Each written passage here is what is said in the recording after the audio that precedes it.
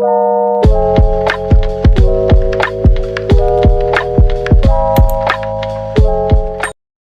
teman-teman semuanya, kami dari kelompok 6 akan mendemonstrasikan bagaimana sih cara membuat indikator asam basa alami menggunakan ekstrak kunyit dan ekstrak bunga pacar air.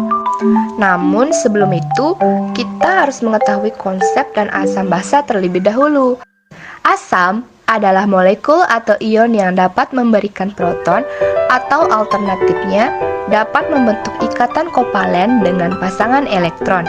Sedangkan basa adalah senyawa kimia yang menyerap ion hidronium ketika dilarutkan dalam air.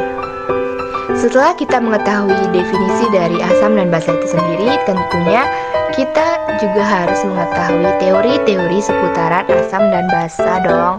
Nah, ada 3 teori asam dan basa yang secara umum kita ketahui. Yang pertama ada teori Arrhenius, yang kedua ada teori Bronsted-Lowry, yang ketiga ada teori Lewis. Nah, pada teori Arrhenius ini menjelaskan bahwa asam merupakan senyawa yang jika dilarutkan dalam air dapat menghasilkan ion H+. Sedangkan basa merupakan senyawa yang jika dilarutkan dalam air dapat menghasilkan ion OH-. Selanjutnya, pada teori Bronsted-Lowry didefinisikan asam sebagai donor proton atau donor ion hidrogen dan basa adalah akseptor proton.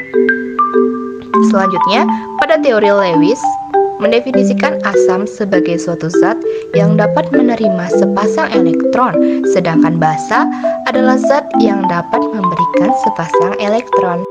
Untuk mengetahui sifat asam dan basa pada suatu larutan, kita tentunya memerlukan suatu indikator. Nah, apa sih indikator asam dan basa itu?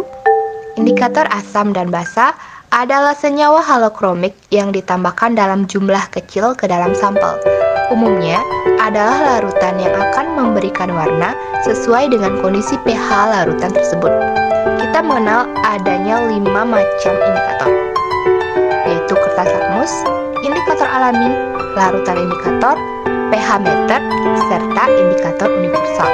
Nah, pada pembahasan kali ini kita hanya akan membahas mengenai indikator alami, yaitu menggunakan ekstrak kunyit dan ekstrak bunga pacar air. Indikator alami adalah indikator yang digunakan untuk mengetahui tingkat asam basa atau pH suatu larutan yang berasal dari bahan-bahan yang terdapat di alam. Berikut adalah rumusan masalah dan tujuan praktikum yang telah kami buat.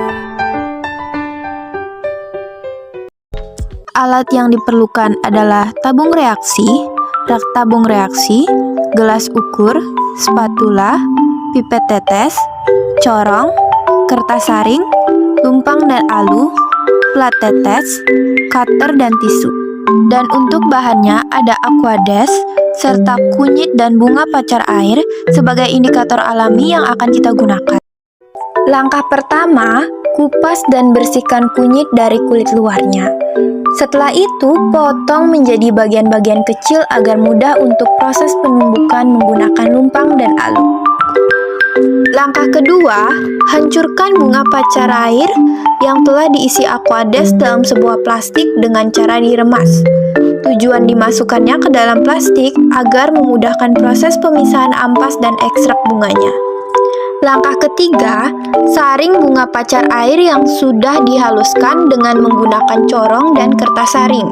Setelah itu, ambil ekstrak bunga pacar air yang telah disaring menggunakan pipet tetes. Lalu, masukkan ke dalam tabung reaksi.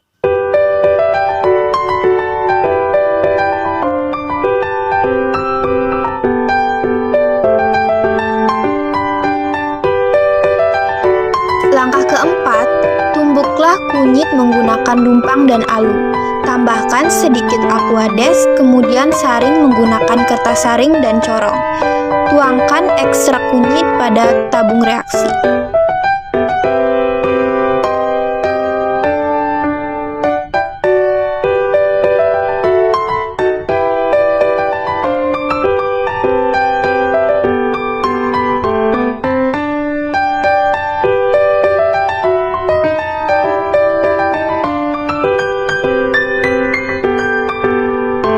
Langkah kelima, ambillah larutan yang akan diuji sifatnya dengan indikator kunyit dan bunga pacar air.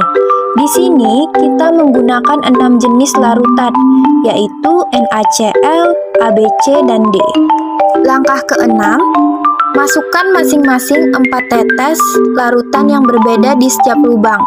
Ingat, namai setiap lubang berdasarkan jenis larutan yang diambil, serta bedakan spesies larutan yang diuji antara kunyit dan bunga pacar air.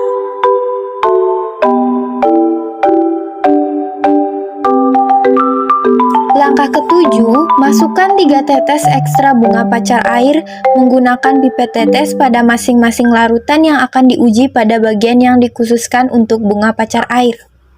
Diikuti dengan 3 tetes ekstra kunyit pada bagian yang dikhususkan untuk penguji terhadap kunyit.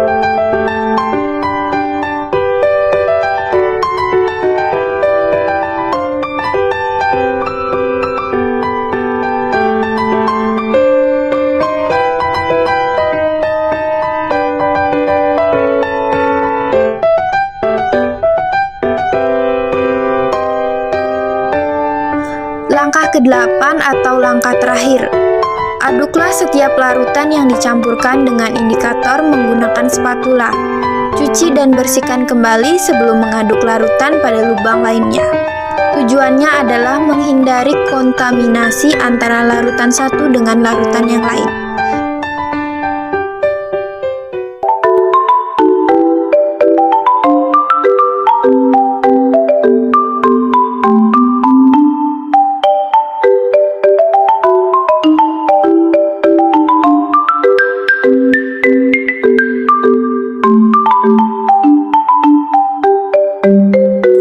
Nah, setelah melakukan percobaan yang didukung oleh pembahasan materi pada awal video, maka kesimpulan yang kami dapat adalah sebagai berikut. Warna merah muda pada pengujian menggunakan indikator bunga pacar air dimiliki oleh larutan HCl, A, dan C, dan bersifat asam, sedangkan larutan yang memberi warna hijau adalah larutan NaOH, B, dan D, yang bersifat basa. Sedangkan pengujian menggunakan indikator ekstra kunyit yang memberikan warna kuning terang adalah larutan HCl, A, dan C. Diketahui bahwa HCl merupakan jenis senyawa asam. Karena A dan C memiliki warna yang identik dengan HCl, yaitu kuning terang, maka dapat disimpulkan bahwa larutan tersebut juga bersifat asam. Sedangkan untuk larutan NaOH, B, dan D yang memiliki warna orange merupakan larutan basa, sebab NaOH bersifat basa dari warna B dan D setelah reaksi percampuran terhadap indikator identik dengan NaOH. Itulah pembahasan mengenai konsep, prosedur, serta kesimpulan yang kami dapat dari hasil percobaan praktikum. Sekian dari kami. Jika ada konsep atau kata-kata yang kurang jelas, kami mohon maaf. And we hope this video can be useful. At the end of the video, we say thank you and bye-bye.